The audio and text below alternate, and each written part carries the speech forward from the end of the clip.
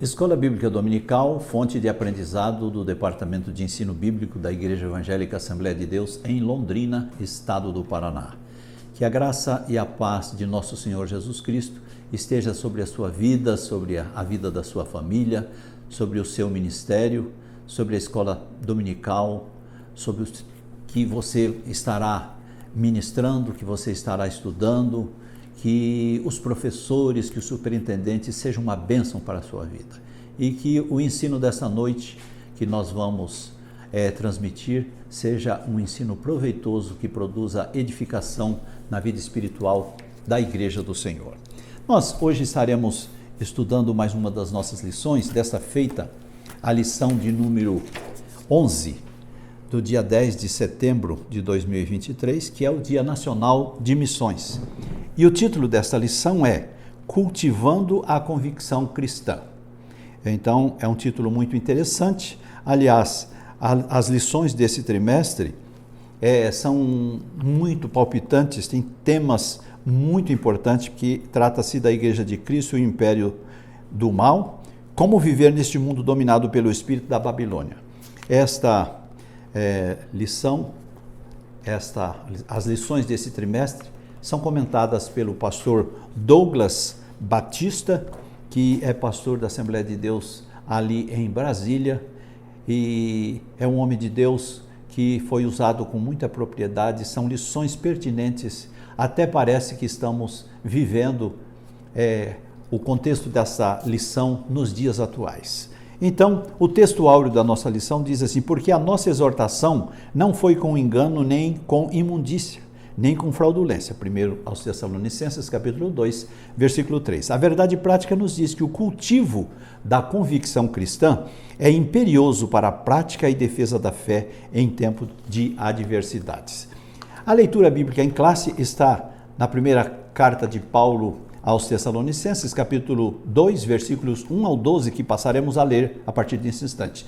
Diz assim: porque vós mesmos, irmãos, bem sabeis que a nossa entrada para convosco não foi vã, mas, havendo primeiro padecido e sido agravados em Filipe, como sabeis, tornamo-nos ousados em nosso Deus para vos falar o Evangelho de Deus com grande combate. Porque a nossa exortação não foi com engano, nem com imundícia, nem com fraudulência, mas como fomos aprovados de Deus para o Evangelho nos fosse confiado, assim falamos, não como para agradar aos homens, mas a Deus que prova o nosso coração. Porque, como bem sabeis, nunca usamos de palavras lisonjeiras, nem houve um pretexto de avareza. Deus é testemunha.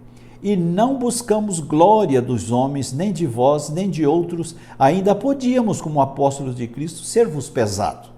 Antes, porém, fomos brandos entre vós, como a ama que cria os seus filhos. Assim nós, sendo-vos tão afeiçoados de boa vontade, quiséramos comunicar-vos não somente o Evangelho de Deus, mas ainda a nossa própria alma, as nossas entranhas, porquanto nos éreis muito queridos. Porque bem vos lembrais, irmãos, do nosso trabalho e fadiga, pois trabalhando noite e dia, para não sermos pesados a nenhum de vós, vos pregamos o Evangelho de Deus. Vós e Deus sois testemunhas de quão santa, justa e irrepreensivelmente nos ouvemos para convosco, os que crestes. Assim como bem sabeis de que modo vos exortávamos e consolávamos a cada um de vós, como pai aos seus filhos, para que vos conduzisseis dignamente para com Deus, que vos chamou para o seu reino e glória. Então, irmãos, é uma lição muito interessante, um tema muito necessário para nós nos nossos dias, os dias difíceis que estamos vivendo, mas nós temos que cultivar a nossa convicção cristã, cultivar a nossa fé em Cristo, porque a vinda do Senhor está próxima. Tudo que tem acontecido à nossa volta, ao nosso redor, tudo nos leva a crer que a volta de Jesus pode acontecer a qualquer momento. E eu e você, claro, precisamos estar preparados, vigilantes, aguardando a vinda do Senhor, que pode acontecer a qualquer momento. A nossa introdução nos diz que as Escrituras nos fazem entender que estamos vivendo tempos trabalhosos, onde essa geração prima por uma cultura intelectual relativista, onde ninguém pode ter certeza de nada. Onde ninguém pode ter certeza de nada. Nós estamos hoje aqui e não sabemos o dia da manhã. Entendemos que falar de convicção cristã nesses tempos é caminhar na contramão do mundo e estar dispostos a sermos confrontados e enfrentarmos grandes desafios. Diante das incertezas atuais e dos ataques satânicos às doutrinas bíblicas, é indispensável que cultivemos uma profunda convicção cristã, pois fiel é a palavra e digna de toda aceitação que Jesus Cristo veio ao mundo para salvar os pecadores, dos quais eu sou o principal. É o escrito de Paulo a Timóteo na sua primeira carta, capítulo 1, versículo 15.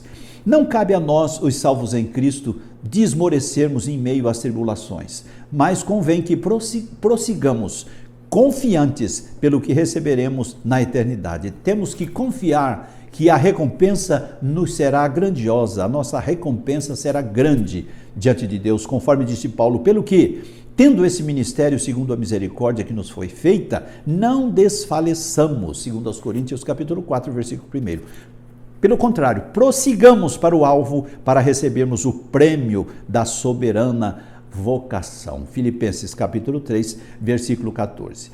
Nessa lição, estaremos estudando 3 aspectos da nossa convicção cristã. O primeiro deles, a convicção espiritual.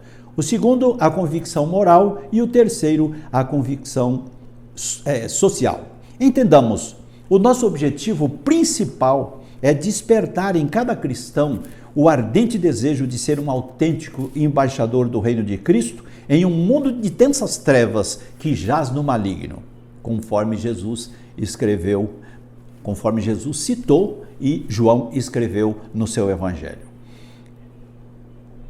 Primeira parte, convicção espiritual. O primeiro subponto desta primeira parte vai falar sobre o poder do Espírito. Espírito Santo, Espírito com letra maiúscula. A igreja do primeiro século, liderada pelos apóstolos e sob orientação do Espírito Santo, iniciou a proclamação do evangelho na Europa. Paulo e Silas, tendo pregado o evangelho em sua primeira viagem missionária, tendo pregado o evangelho em Icônio, Derbe, Listra e toda a Cilícia, chegam então a Antioquia, Licaônia, Frígia e Galácia. Foram nesta feita impedidas pelo Espírito Santo de evangelizarem a Ásia, conforme nos mostra os escritos de Atos dos Apóstolos, capítulo 16, versículo 6. Chegando em Listra, Paulo e Silas encontram um dinâmico jovem por nome Timóteo. Este jovem tinha um bom testemunho por parte de toda a igreja que estava em Derbe, Listra e Icônio, e Paulo convidou para acompanhá-los nesta segunda viagem agora missionária. Como Timóteo era filho de mãe judia e pai grego, como todos já sabem, prudentemente Paulo submeteu-o à circuncisão para evitar qualquer censura ou falatórios por parte dos judeus. Eles tinham o intento de partirem para a Bitínia, mas como foram impedidos pelo Espírito Santo de viajar rumo ao sudoeste em direção a Éfeso, ou rumo ao norte em direção à Bitínia, eles então empreenderam viagem ao noroeste, rumo a Troade, Neápolis, Tessalônica, Bereia, Acaia, Corinto e toda a Macedônia. Isto que estava lá na costa do mar Egeu. No decorrer dessa viagem, eles iam transmitindo às igrejas todas as resoluções, todos os decretos, todos os tratados que haviam sido estabelecidos pelos apóstolos e anciãos em Jerusalém. Chegando em Mísia, desceram para Troade e durante a noite Paulo teve uma visão de um homem que lhe rogava: passa a Macedônia e ajuda-nos. Atos 16, versículo 9. A partir dessa revelação divina, a mensagem da cruz foi anunciada em Filipos, que é a primeira cidade nesta parte da Macedônia, onde permaneceram ali por alguns dias. No sábado, estando eles ali, saíram das portas e foram à beira de um rio, procurando um lugar para orarem ao Senhor. E ali encontraram algumas mulheres, dentre estas estava Lídia, a vendedora de púrpura da cidade de Tiatira. Tendo orado e pregado o evangelho, Lídia creu no Senhor e foi batizada, e sendo convidados por ela, agora uma nova convertida, ela tinha o prazer de hospedar os missionários em sua casa, tendo sido convidado por elas, permaneceram em sua casa por alguns dias pregando o evangelho naquela região. Ocasião em que repreendeu o demônio da pitonisa e ela foi liberta. Nós vemos isso em Atos capítulo 16, versículos 9 ao 18. Paulo deixa claro que o evangelho não foi pregado como um mero discurso racional, mas, sobretudo, no poder do Espírito Santo e em plena convicção. 1 aos Tessalonicenses, capítulo 1, versículo 5. Pelo que se percebe, o evangelho foi ministrado com ousadia e no poder do Espírito Santo, porque isto resultou na salvação e libertação dos Tessalonicenses. Nós vemos isto em 1 Tessalonicenses, capítulo 1, versículos 6 ao 10. Então, com este trabalho de Paulo e Silas, houve um grande avanço na evangelização em Tessalônica. Podemos então afirmar que na ausência de convicção espiritual, a palavra de Deus é reduzida a mero intelectualismo humano e seu resultado acaba sendo ineficaz na transformação de vidas. 1 Coríntios capítulo 2, versículos 1 ao 5. Mas quando acontece o contrário, este evangelho sendo pregado na virtude do Espírito Santo, os resultados são surpreendentes. Então, que Deus nos abençoe e que nós possamos ter esse modelo de, ao pregarmos, ao evangelizarmos, primeiro ir para a oração, nos enchermos do Espírito Santo, para que o evangelho tenha uma frutificação esperada. No segundo subponto, nós vamos falar agora sobre a confiança em Deus. Paulo declara que, mesmo tendo sofrido açoites e agravos em Filipos, onde eles foram espancados com vara publicamente no meio da rua, foram lançados no cárcere com pés e mãos amarrados ao tronco, Atos 16, versículos 22 ao 24, mas mesmo feridos, humilhados, espancados, ensanguentados, à meia-noite, ao invés de murmurarem, de reclamarem, se maldizerem, eles oravam e cantavam hinos de adoração ao Senhor e os presos ouviam atentamente. Atos 16 e 25. Meus irmãos, eu vejo aqui nesse texto que isto pode acontecer. Aliás, em alguns lugares do mundo já está acontecendo, mas não está a escape de acontecer aqui no Brasil. Pelo que nós estamos vendo, pode acontecer perseguição. A igreja do Senhor pode ser perseguida porque nós estamos vivendo tempos trabalhosos, nós estamos vivendo dias que antecedem a volta de Cristo. E Jesus disse que muitos de nós seríamos açoitados, seríamos injuriados por causa do nome dele. Porque se rejeitaram ao Filho de Deus, porque não rejeitaram a nós? E nós teremos estes sofrimentos, podemos passar, a não ser que Jesus venha rapidamente, porque nós sabemos que tudo isto que está acontecendo são prenúncios da volta de Jesus Cristo. Jesus vem a qualquer momento e nós temos que orar e clamar: Maranata, ora vem, Senhor Jesus. Porque se Jesus tardar a vir, o que será dos nossos filhos, dos nossos netos? Os meus filhos, eu tenho 2 filhos, já estão casados, mas eu tenho 4 netos. A minha preocupação é com os meus netos. O que será dos meus netos se Jesus não vier logo? Mas nós devemos orar e pedir: Senhor, apressa-te em vir buscar-nos. A tua igreja anseia pela tua vinda. De repente, quando eles estavam passando por essas agruras, de repente sobreveio um grande terremoto naquela localidade.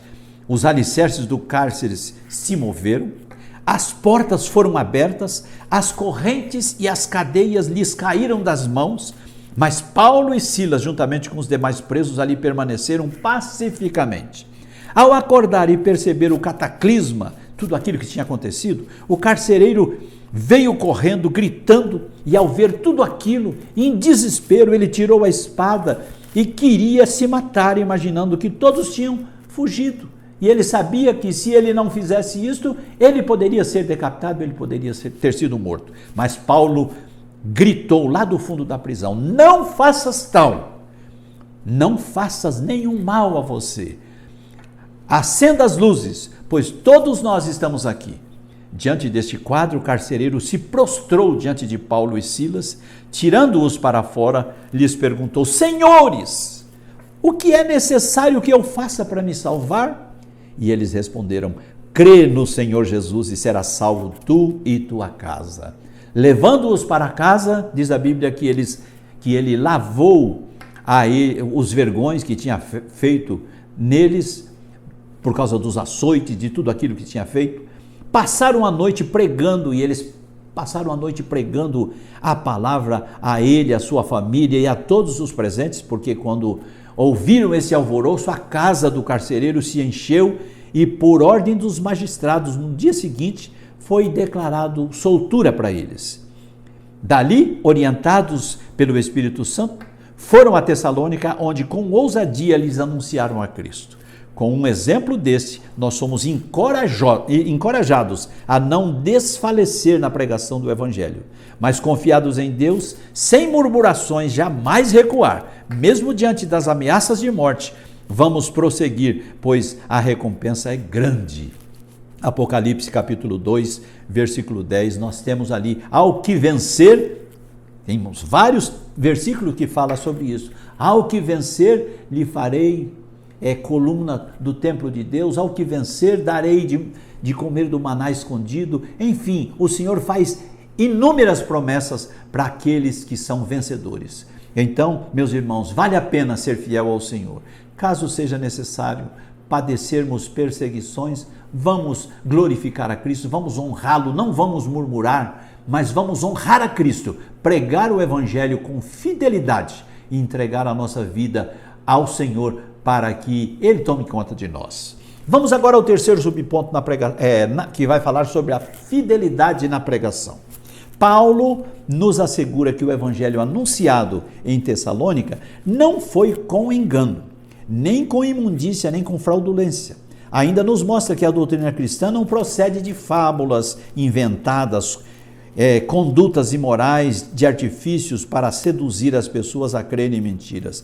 Segundo Pedro capítulo 1, versículo 16. Hoje nós vemos muitos falsos pregadores inventando fábulas, mentiras, fake news, dizendo que fazem isso e aquilo, e muitas coisas falsas têm acontecido em nossos dias. Nós temos visto isso.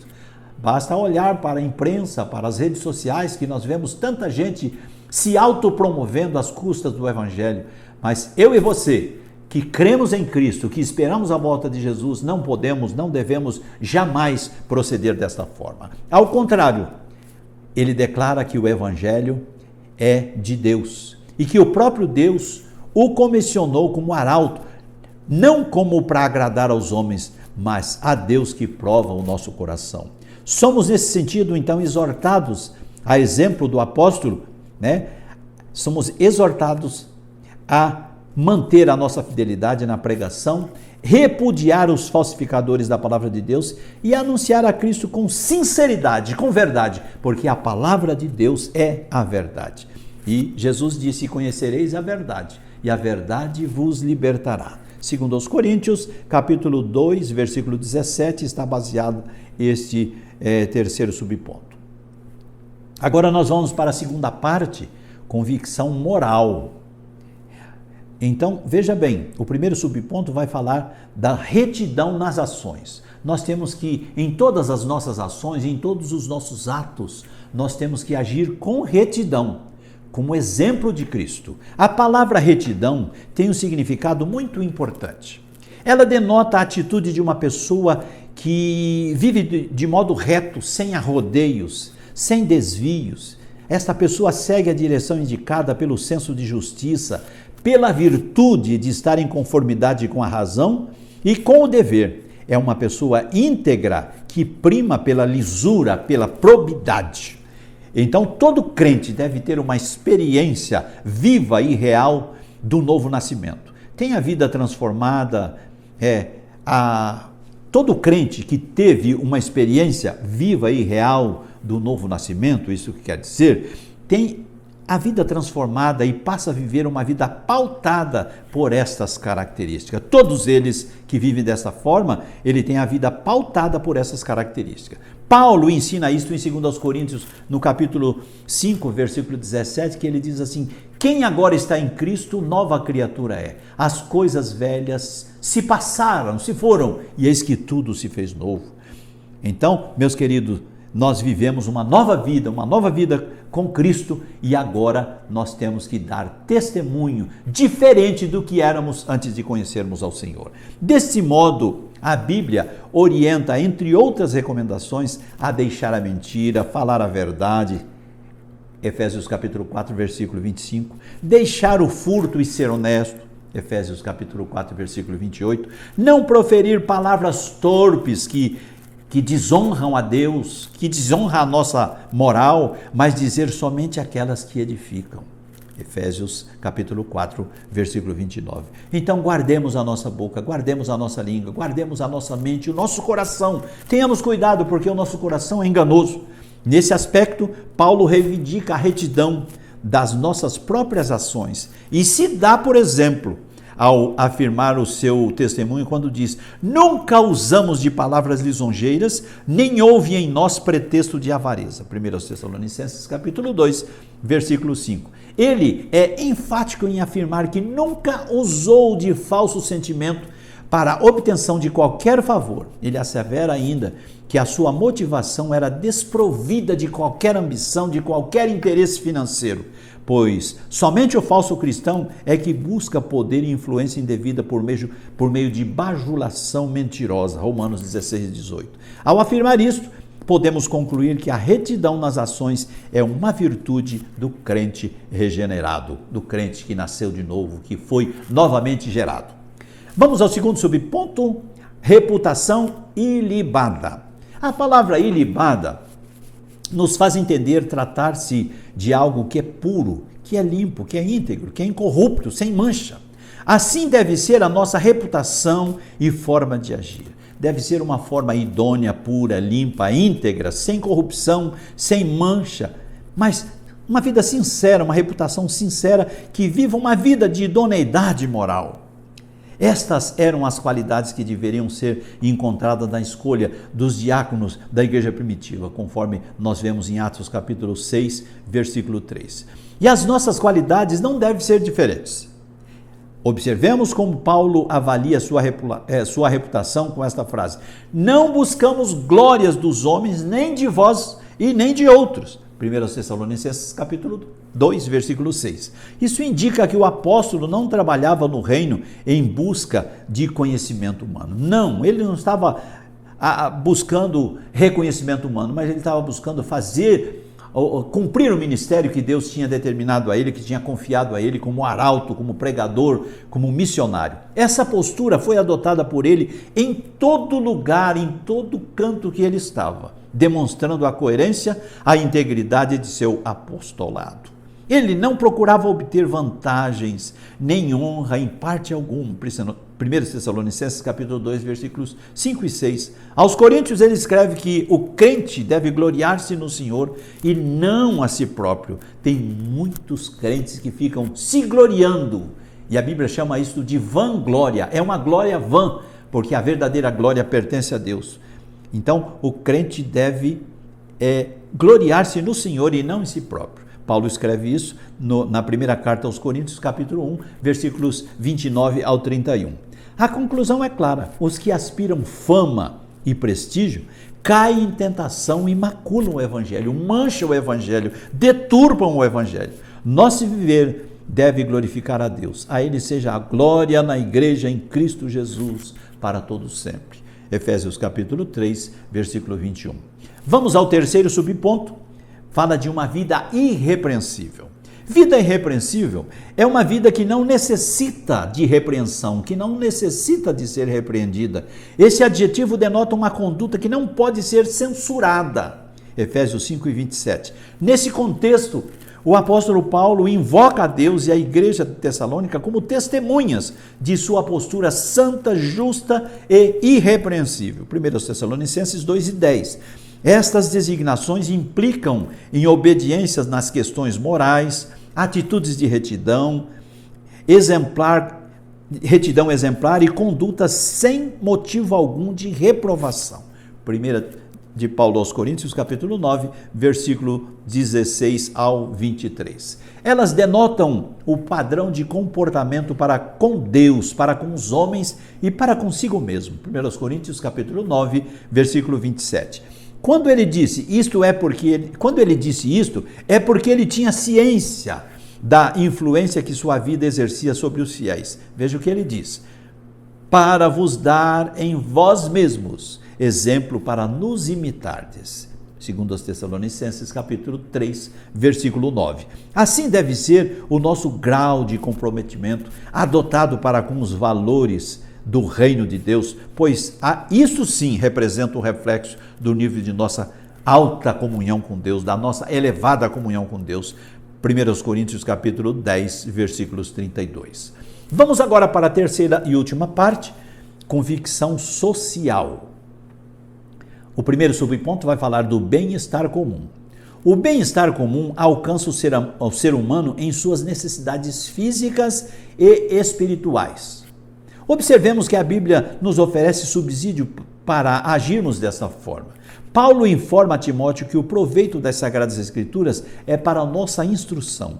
Olha o que ele escreve na segunda carta de Paulo a Timóteo, no capítulo 3, versículos 16 e 17. Ele diz assim: toda a Escritura inspirada por Deus é proveitosa para o ensino, para a repreensão, para a correção, para a educação na justiça, a fim de que todo homem de Deus seja perfeito e perfeitamente habilitado para toda boa obra.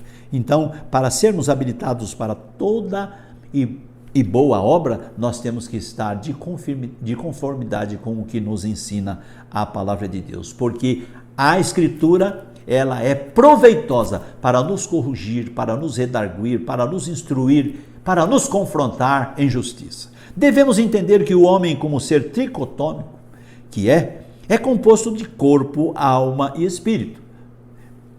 Não adianta socorrermos somente uma dessas necessidades em detrimento das demais. Olha o que a Bíblia diz: se um irmão ou irmã estiverem carecidos de roupa, necessitados de alimento, de qualquer recurso, do alimento cotidiano, por exemplo, e qualquer de vós lhes dizer: ide em paz, aquecei-vos e fartai-vos. Aquecer com que, se ele não tem com que aquecer? Se fartar com que, se ele não tem alimento? Aí a Bíblia diz: ide em paz, aquecei-vos e fartai, sem contudo lhes dar o necessário para o corpo. Aí a Bíblia diz, chama atenção, qual é o proveito disso? Então, o homem é um ser integral, o homem é um ser tricotômico, e como ser tricotômico ou tripartido, ele tem corpo, alma e espírito. Assim também a fé, se não tiver obras, por si mesmo é morta. É isto que Tiago escreve no capítulo 2, versículos 15 ao 17. As necessidades físicas são as necessidades do corpo, é isso que nós podemos entender, no que tange a sua alimentação, a sua locomoção, a sua moradia, a sua vestimenta, a sua sobrevivência física. As necessidades da alma são as necessidades emocionais, sentimentais, relacionais, pois a alma é a sede dos nossos sentimentos, e aqui envolve suas mágoas, seus sentimentos, suas decepções, seus relacionamentos com o próximo, suas doenças emocionais, psicossomáticas, que envolvem também os seus relacionamentos consigo mesmo, até consigo mesmo.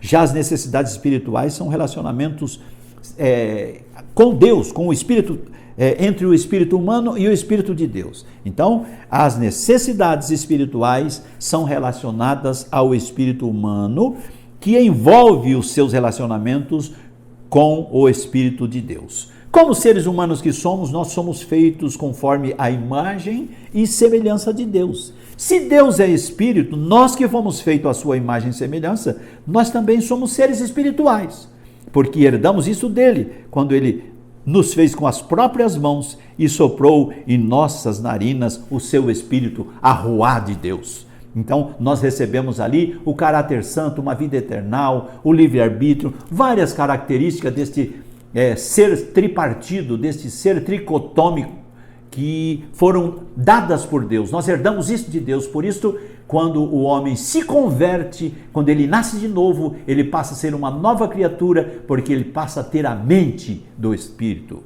Isto quer dizer, queridos, que nós fomos agraciados com esta natureza espiritual, porque ele soprou em nós esta dádiva santa, uma vida eterna e também o livre-arbítrio. O papel da igreja é proclamar o evangelho.